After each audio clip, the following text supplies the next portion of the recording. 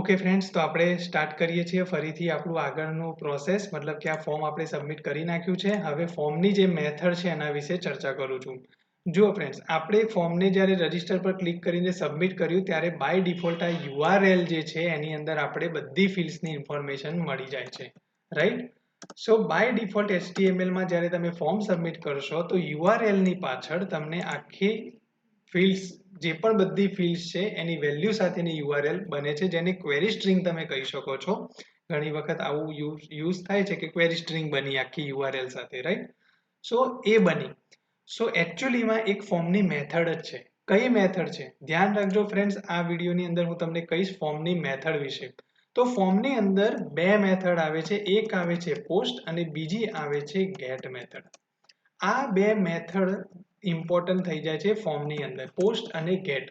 અત્યારે હાલ તમે જે જોયું કે ફોર્મ સબમિટ કર્યા પછી આપણે પ્રીવિયસ વિડીયોમાં ને અત્યારે હાલ મેં તમને બતાવ્યું હાઇલાઇટ કરીને કે તમારી ક્વેરી સ્ટ્રિંગ આખી બનીને આવી, પાછળ વેલ્યુઝ આવે છે ફિલ્ડ્સની, તો એ બની જાય છે ગેટ મેથડ બાય ડિફોલ્ટ. એટલે ફોર્મની અંદર તમારે મેથડ નામનો એક એટ્રીબ્યુટ આવે છે, પ્રોપર્ટી આવે છે, જેની અંદર તમે પ્રોપર્ટી સેટ કરી શકો છો, પોસ્ટ કાં તો પછી ગેટ.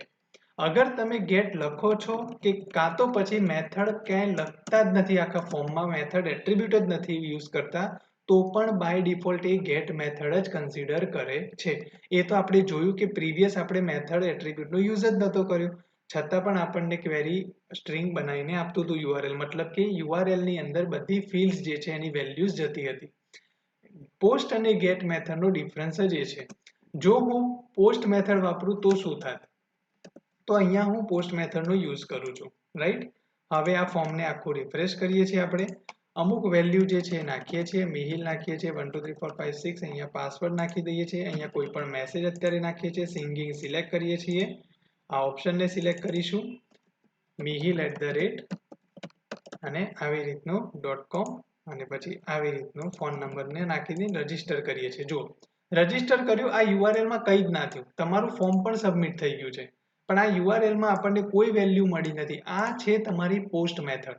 પોસ્ટ મેથડનો મતલબ એ છે કે જ્યારે પણ તમે ફોર્મને ફ્રેન્ડ્સ મેથડ પોસ્ટનો યુઝ કરશો ત્યારે તમારો જે ડેટા છે યુઝરને દેખાશે નહીં. જ્યારે પણ ફોર્મ સબમિટ થશે ત્યારે એ બેકએન્ડથી જતો રહેશે, સેન્ડ થશે સર્વર સાઈડે. એટલે પોસ્ટ મેથડ જે છે સિક્યોર પણ કહેવામાં આવે છે. પણ જો અહીંયા હું પોસ્ટની જગ્યાએ ગેટ લખું તો શું થશે? ચલો, તો આપણે હવે અહીંયા જઈએ અને નામ આપી દઈએ અમિત, અહીંયા પાસવર્ડ નાખી દીધો, ગમે તે મેસેજ નાખી દઉં છું, મેલ સિલેક્ટ કરાવું છું, સિંગિંગ ટ્રાવેલિંગ ઓપ્શન કરાવું છું, MSCIT ને સિલેક્ટ કરાવીએ છીએ, અહીંયા amit@gmail.com આપણે લખી દઈએ છીએ અને અહીંયા રજીસ્ટર ઉપર ક્લિક કરીએ તો જો અહીંયા પાછી ક્વેરી સ્ટ્રિંગ જનરેટ થઈ ગઈ, જે આપણે પ્રીવિયસ ટ્યુટોરિયલમાં પણ જોઈ હતી. તો ગેટ મેથડના કેસમાં તમારી જે ફિલ્ડ્સ છે એની વેલ્યુઝ બધી તમને ક્વેરી સ્ટ્રિંગમાં, મતલબ કે યુઆરએલમાં દેખાશે, તમારા બ્રાઉઝરમાં એડ્રેસ બારમાં તમારું જે યુઆરએલ હોય છે એમાં તમને દેખાશે. એટલે ગેટ મેથડને સિક્યોર માનવામાં નથી આવતી. કેમ? કારણ કે માની લો કે આખી આ યુઆરએલ તમારી જે છે એ મેં લઈ લીધી, સપોઝ આવી રીતે મને મળી ગઈ, મેં ફોર્મ સબમિટ કર્યું એટલે મને ખબર પડી કે આવી રીતનું એક યુઆરએલ જાય છે, તો હું હવે આ જ યુઆરએલને કોપી મારીને અંદર કેટલી બધી રિક્વેસ્ટો મોકલી શકું છું તમારી વેબસાઇટ ઉપર, રાઈટ? તો તમારે અમુક સર્વર સાઇડના વેલિડેશન ને આ બધું તમારે પછી એ કેસમાં કરવું પડે છે.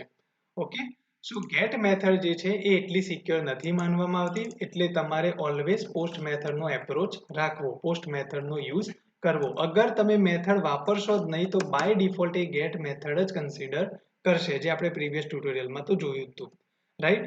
તો આ ફોર્મની બે મેથડ જે છે પોસ્ટ અને ગેટ, એની ઇન્ફોર્મેશન તમારી જોડે હોવી જોઈએ. ઠીક છે ફ્રેન્ડ્સ, તો હવે બીજી પ્રોપર્ટી જે છે એના વિશે આપણે નેક્સ્ટ વિડીયોમાં બી જોઈ લઈશું, ફોર્મની કે બીજી કઈ પ્રોપર્ટીનો આપણે યુઝ કરી શકીએ છીએ. ઠીક છે, તો એની અંદર મારા કન્ટેન્ટ સારા લાગતા હોય, મારો વિડીયો સારો લાગતો હોય તો તમને લાઇક, શેર અને સબસ્ક્રાઇબ તમે કરી શકો છો. બનેલા રહેજો, નવા વિડીયો આવતા જશે. સ્ટે ટ્યુન, મળીએ આવતા વિડીયોની અંદર.